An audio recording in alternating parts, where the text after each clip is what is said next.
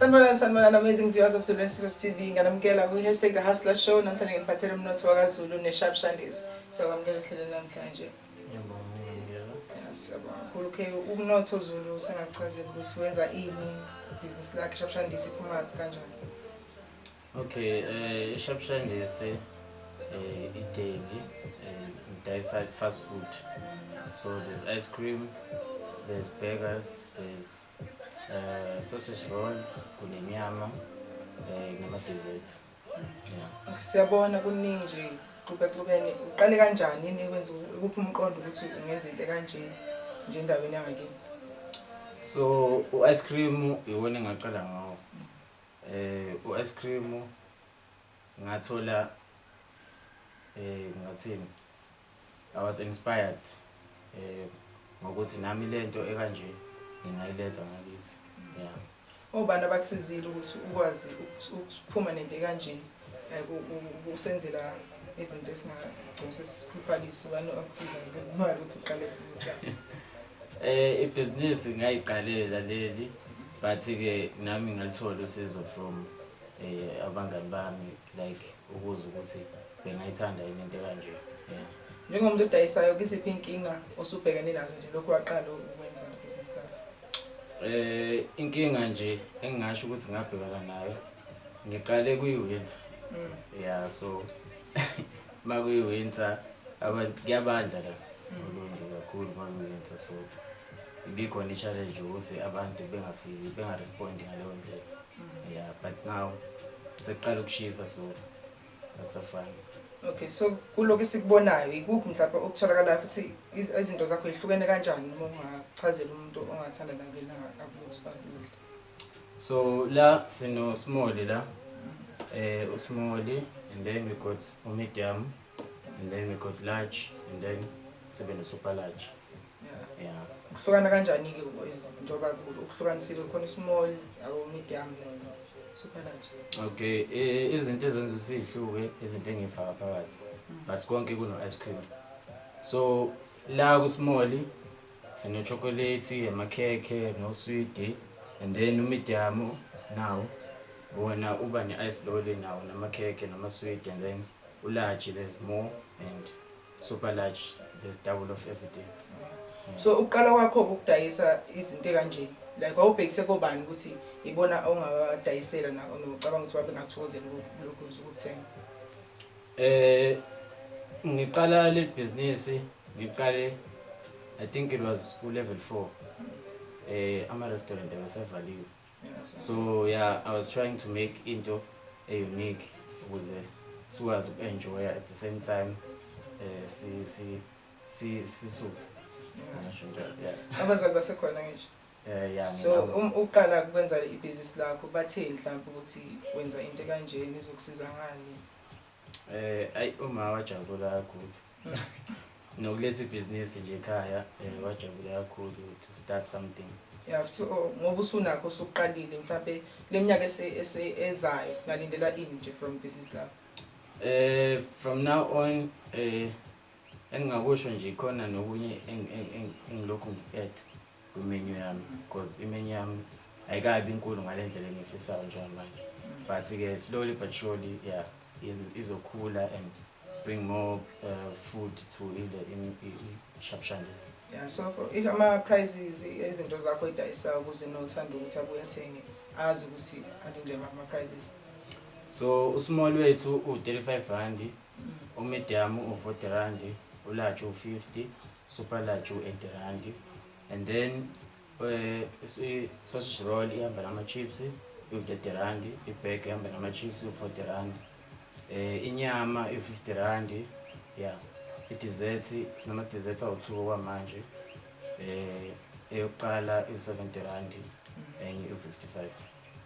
Yeah. So kubantu nabo abathanda ukuthi ilanga beqala kwamabhizinisi wena ungababonisa kanjani njengomuntu osenebhizinisi engathi seliphumelele noma esalazwa abantu abaningi?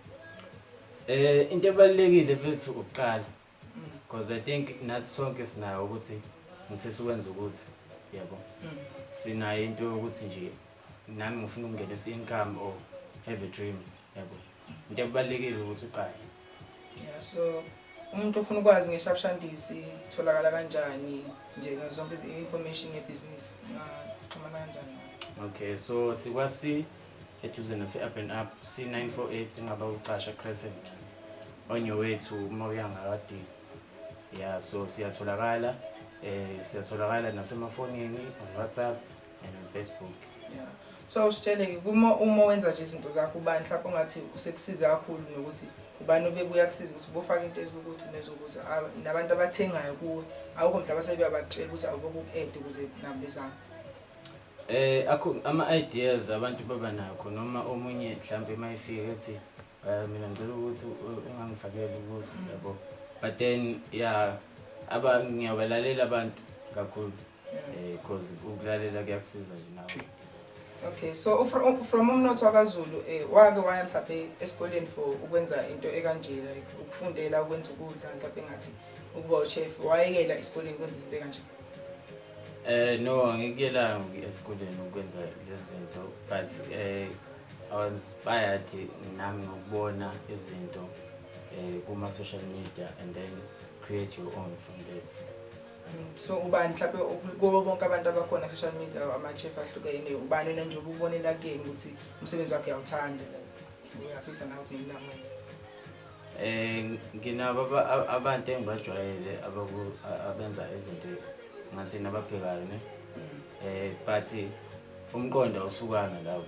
Yeah, so nje it was abantu from outside KZN, yeah, abang inspiration ngabuka nami ukuthi I know lento enhle, why not bring it to Zululand yabo.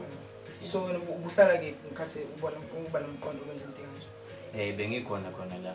Waqala futhi khona la ibusiness? Yes, ngaqala khona la. Oh yeah, kuhle impela ukubona izinto kanje ezenzeka. So kubo bonke nje abantu abasondelene nawe mhlawumbe abangani bakho uthe uma bathe ukuthi yazi ucabanga ukwenza into kanje bona bathini mhlawumbe ngokubonisa nje amagama akwenza ukuthi nawe ukwazi ukuthi wenze into kanje? Ngiyawuthanda lo mbuzo.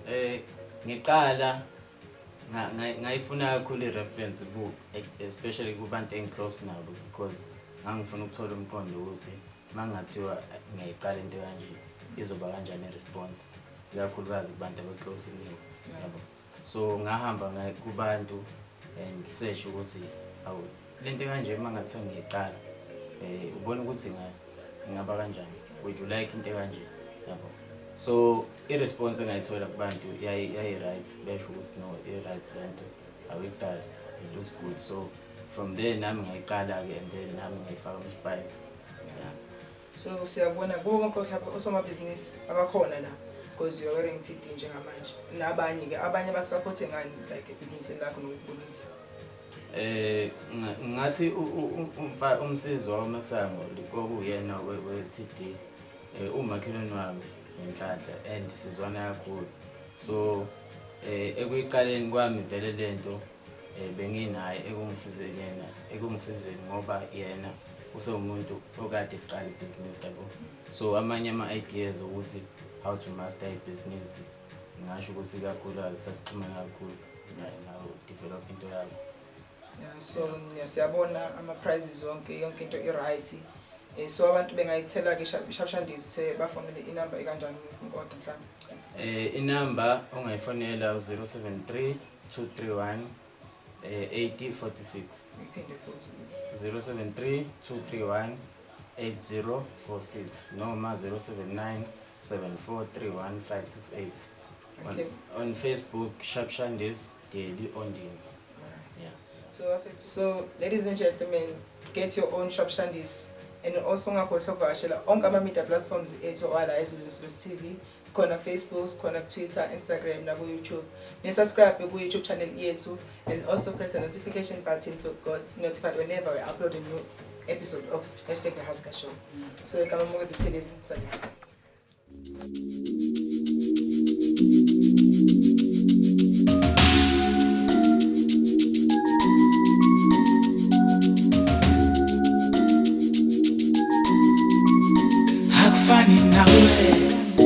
Hakufani nawe, bila lokho hakufani nawe, hakufani nawe. Sekuphela isibili iminyaka ngihlezi nawe, asona malanga ngicika